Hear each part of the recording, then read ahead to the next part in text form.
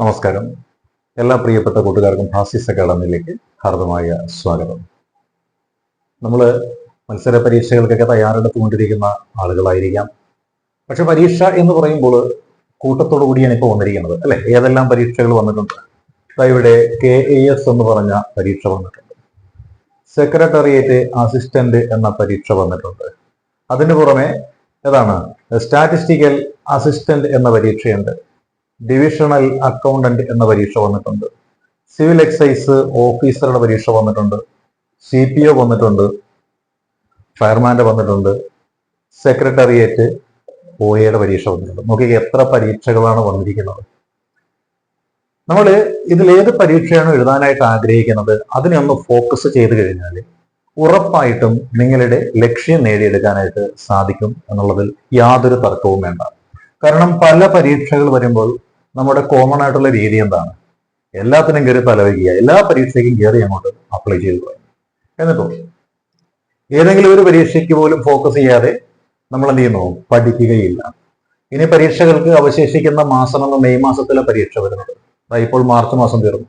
April മാസവും May മാസത്തിന്റെ പകുതിയും മാത്രമേ ഉള്ളൂ. അതായത് ഏകദേശം ഒരു 50-ൽ താഴെ ദിവസങ്ങൾ മാത്രമേ സുപ്രധാനമായിട്ടുള്ള പല പരീക്ഷകൾക്കും ഉള്ളൂ. ഈ സത്യം നമുക്കറിയാം. പക്ഷെ എന്നാലും ബഹുഭൂരിപക്ഷം ആളുകളും പഠിക്കുകയില്ല. അങ്ങനെ പഠിക്കാതിരിക്കുന്ന ആളുകൾ എന്ത് ചെയ്യുന്നുണ്ട്? പലരും ഔട്ടാവുന്നുണ്ട്. അപ്പൊ നമ്മൾ നോക്കിയാല് നമ്മുടെ സെക്രട്ടേറിയറ്റ് അസിസ്റ്റന്റ് പരീക്ഷ എഴുതുന്ന ആളുകളിൽ 1000-ൽ ഒരാൾക്ക് മാത്രമാണ് സാധ്യത. അതായത് പരീക്ഷ എഴുതുന്ന ആളുകൾ എന്ന് വെച്ചാൽ ഒരു 5 ലക്ഷം പേരാണ് എഴുതുന്നത് എന്നുണ്ടെങ്കിൽ, അല്ലെ, ഈ 5 ലക്ഷത്തിൽ ഒരു 500 പേർക്ക് മാത്രമാണ് ജോലി ഉറപ്പിക്കാൻ പറ്റുന്നത്. അപ്പോൾ 1000-ൽ ഒന്നായില്ലേ? അപ്പോൾ 999 പേരും ഔട്ടായി പോവുകയാണ് ചെയ്യുന്നത്, അല്ലെങ്കിൽ അവർ പാസ്സാകാതിരിക്കുകയാണ് ചെയ്യുന്നത്. അപ്പോൾ വെറും ഒരാൾ മാത്രമാണ് അതിന് കടക്കുന്നത്. അപ്പോൾ ആ ഒരാൾ എങ്ങനെയായിരിക്കും പഠിക്കുന്നത് എന്ന് നിങ്ങൾ ചിന്തിച്ചിട്ടുണ്ടോ? അവരത് ഫോക്കസ് ചെയ്താ പഠിക്കുന്നത്.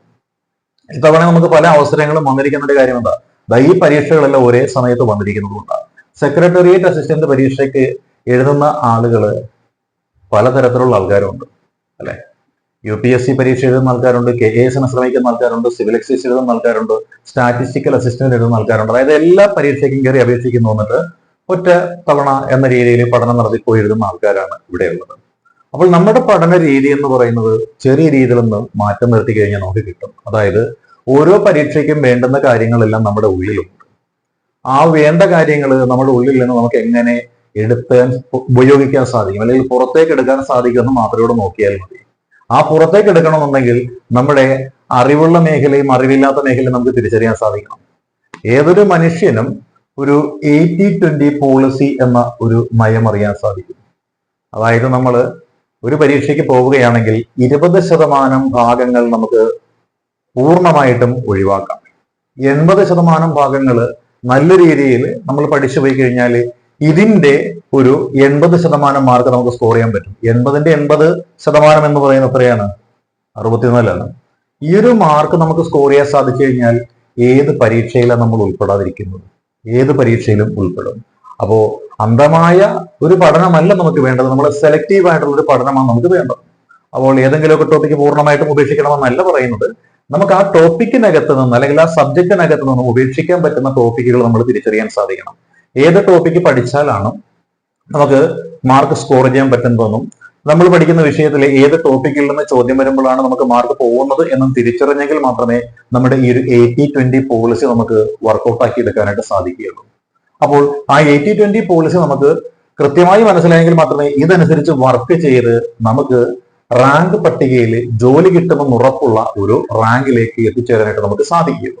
അപ്പോൾ അതെങ്ങനെ നമുക്ക് എത്തിച്ചേരാൻ സാധിക്കുമെന്ന് ചോദിച്ചാൽ അതിനൊറ്റ മാർഗമേ ഉള്ളൂ. നമ്മൾ പ്രാക്ടീസ് ക്വസ്റ്റ്യൻസ് ധാരാളമായിട്ട് ചെയ്യുക. അതായത് എക്സാം എന്ന് പറയുന്നത് മാക്സിമം എഴുതുക.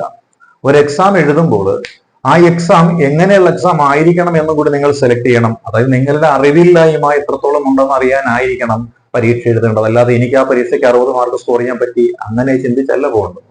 നമ്മുടെ ഓരോ വിഷയത്തിലെയും അറിവ് എത്രത്തോളം ഉണ്ട് എന്ന് കൃത്യമായിട്ട് മനസ്സിലാക്കി എഴുതണമെന്നുണ്ടെങ്കിൽ നിങ്ങൾ എഴുതേണ്ടുന്ന ഈ എക്സാം എന്ന് വെച്ചാൽ സബ്ജക്ട് വൈസിൽ എക്സാം എഴുതേണ്ടത്. ആ സബ്ജക്റ്റിൽ നിന്നും എത്രത്തോളം ചോദ്യങ്ങൾ നിങ്ങൾക്ക് ചെയ്യാൻ പറ്റുമോ അത്രത്തോളം ചോദ്യങ്ങൾ കണ്ടെടുക്കുക, അത് ചെയ്യുക, അതിൽ നിങ്ങൾക്ക് മാർക്ക് സ്കോർ ചെയ്യാൻ പറ്റുന്നുണ്ടോ എന്ന് നോക്കുക. ഇനി നിങ്ങൾക്ക് മാർക്ക് സ്കോർ ചെയ്യാൻ പറ്റുന്നില്ല എങ്കിൽ ആ ഏരിയയിൽ നിങ്ങൾ വീക്ക് ആണെന്ന് തിരിച്ചറിയുക. ഒരു ശ്രമം നടത്താനുള്ള സമയം മാത്രമേ നമ്മുടെ മുന്നിലുള്ളൂ. ഒരു പരീക്ഷ എഴുതുക, ആ പരീക്ഷയിലെ വീക്ക് ആയിട്ടുള്ള ഏരിയ ഏതാണെന്ന് അറിയുക. അതല്ലാതെ സാധാരണ പബ്ലിക് സർവീസ് കമ്മീഷന്റെ പരീക്ഷ പോലെ എല്ലാ വിഷയവും കൂടി ഉൾപ്പെടുത്തിയിട്ട് നടത്തുന്ന സാധാരണ പരീക്ഷ എഴുതിയിട്ട് ഇവിടെ കാര്യമില്ല. ഇവിടെ നമുക്ക് നമ്മുടെ സ്ട്രെങ്തും വീക്ക്നെസ്സും തിരിച്ചറിയണമെന്നുണ്ടെങ്കിൽ സബ്ജക്ട് വൈസിലുള്ള പരീക്ഷകൾ കൃത്യമായിട്ട് അറ്റൻഡ് ചെയ്ത് നോക്കുക എന്നുള്ളതാണ് പോംവഴി എന്ന് പറയുന്നത്. അപ്പോൾ അത്തരത്തിലുള്ള സബ്ജക്ട് വൈസ് എക്സാമുകൾ എഴുതുമ്പോൾ മാത്രമേ ഓരോ സബ്ജക്റ്റിലെയും നമ്മളുടെ കരുത്തും ദൗർബല്യവും തിരിച്ചറിയുവാനും ദൗർബല്യങ്ങൾ നമുക്ക് പരിഹരിക്കുവാനും കരുത്തുള്ള മേഖല ഒന്നുകൂടി ഉറപ്പിക്കുവാനും സാധിക്കുകയുള്ളൂ. അപ്പോൾ അത്തരത്തിലുള്ള പരീക്ഷകൾ എവിടെ കിട്ടുമോ അത് മാക്സിമം നിങ്ങൾ ഉപയോഗിക്കുക. അത്തരത്തിലുള്ള സബ്ജക്ട് വൈസ് എക്സാമുകൾ ഇപ്പോൾ നമ്മുടെ ബാസീസ് അക്കാഡമിയിൽ നമ്മൾ ആരംഭിച്ചിട്ടുണ്ട്. 2 ആഴ്ചകൾക്ക് മുൻപാണ് നമ്മൾ അത് ആരംഭിച്ചിരിക്കുന്നത്.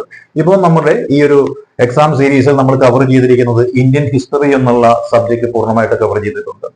അതേപോലെ തന്നെ ഇന്ത്യൻ ജോഗ്രഫി എന്നുള്ള ഏരിയ നമ്മൾ പൂർണ്ണമായിട്ട് കവർ ചെയ്തിട്ടുണ്ട്. അതേപോലെ കേരള ഹിസ്റ്ററി എന്ന് പറഞ്ഞ മേഖല നമ്മൾ പൂർണ്ണമായിട്ട് കവർ ചെയ്തിട്ടുണ്ട്. ഇനി നാളെ മുതൽ നമ്മൾ ആരംഭിക്കാൻ പോകുന്നത് വേൾഡ് ഹിസ്റ്ററി എന്ന് പറഞ്ഞുള്ള ഒരു ഏരിയയാണ്. അപ്പോൾ ഓരോ മേഖലയിൽ നിന്നും, അതായത് ഓരോ സബ്ജക്റ്റിൽ നിന്നും മാക്സിമം ക്വസ്റ്റ്യൻസ് കണ്ടെത്തി ചോദിക്കുവാൻ സാധ്യത കൽപ്പിക്കപ്പെടുന്ന ചോദ്യങ്ങൾ കണ്ടെത്തിയിട്ട് നിങ്ങൾക്ക് നൽകുക എന്നുള്ളതാണ് ബാസിസ് അക്കാഡമിയുടെ ഈ ഒരു രീതി എന്ന് പറയുന്നത്. അതല്ലാതെ കഴിഞ്ഞ മുൻവർഷങ്ങളിലെ പരീക്ഷകളിൽ ചോദിച്ച ചോദ്യങ്ങൾ അതേപോലെ എടുത്ത് ചോദിച്ച് നിങ്ങളെ പറ്റിക്കുന്ന രീതിയല്ല. അങ്ങനെ ചോദ്യങ്ങൾ ചോദിക്കുന്നത് കണക്കിന് ഇംഗ്ലീഷിലും മലയാളത്തിലും മാത്രമേ മുൻപത്തെ ചോദ്യങ്ങൾ അതേ രീതിയിൽ ചോദിക്കുക. സബ്ജക്ട് വൈസിൽ ചോദ്യങ്ങൾ ചോദിക്കുമ്പോൾ നമുക്ക് ചെയ്യാൻ പറ്റാത്തതിന്റെ കാര്യം എന്താ? ആ ചോദ്യങ്ങൾ നമ്മൾ പഠിച്ച് മനസ്സിലാക്കിയിട്ടില്ലാത്തത് കൊണ്ട് മാത്രമാണ്. അപ്പൊ ചോദ്യങ്ങൾ പഠിച്ച് മനസ്സിലാക്കാനും ഓരോ ടോപ്പിക്കിൽ നിന്നും എങ്ങനെയെല്ലാം ചോദ്യങ്ങൾ വരുന്നു എന്ന് മനസ്സിലാക്കണമെന്നുണ്ടെങ്കിൽ സബ്ജക്ട് വൈസിലുള്ള എക്സാമുകളാണ് എഴുതേണ്ടത്. അപ്പോൾ അത്തരത്തിലുള്ള സബ്ജക്ട് വൈസ് എക്സാം ബാസിസ് അക്കാഡമിയിൽ നടക്കുന്നുണ്ട്. ഈ സബ്ജക്ട് വൈസ് എക്സാമിനെ കുറിച്ച് അറിയാൻ താല്പര്യമുള്ളവർക്ക് ഈ കാണുന്ന നമ്പർ 9846183166 എന്ന നമ്പറിൽ മെസ്സേജ് അയച്ചുകൊണ്ട് ചോദിക്കാവുന്നതാണ്. അതിന്റെ ഒരു മെസ്സേജ് അയച്ചാൽ നിങ്ങൾക്ക് ഈ ഒരു എക്സാം സിസ്റ്റത്തെ കുറിച്ച് അറിയണമെന്നുണ്ട്. ഒരു ചെറിയ ഫീസ് ഇതിനുണ്ട്. ആ ഒരു എക്സാം സിസ്റ്റത്തെ കുറിച്ച് അറിയണമെന്നുണ്ടെങ്കിൽ ഈ കാണുന്ന നമ്പർ 9846183166 എന്ന നമ്പറിൽ കോൺടാക്ട് ചെയ്ത് ഈ എക്സാം സിസ്റ്റത്തെ കുറിച്ച് അറിയാൻ സാധിക്കുന്നതാണ്. അപ്പോൾ പരീക്ഷ എഴുതി ഉയർന്ന മാർക്കും റാങ്കും ജോലിയും നേടണമെന്ന് താല്പര്യമുള്ളവരുണ്ടെങ്കിൽ ഈ കാണുന്ന നമ്പറിൽ കോൺടാക്ട് ചെയ്യാവുന്നതാണ്. All the best.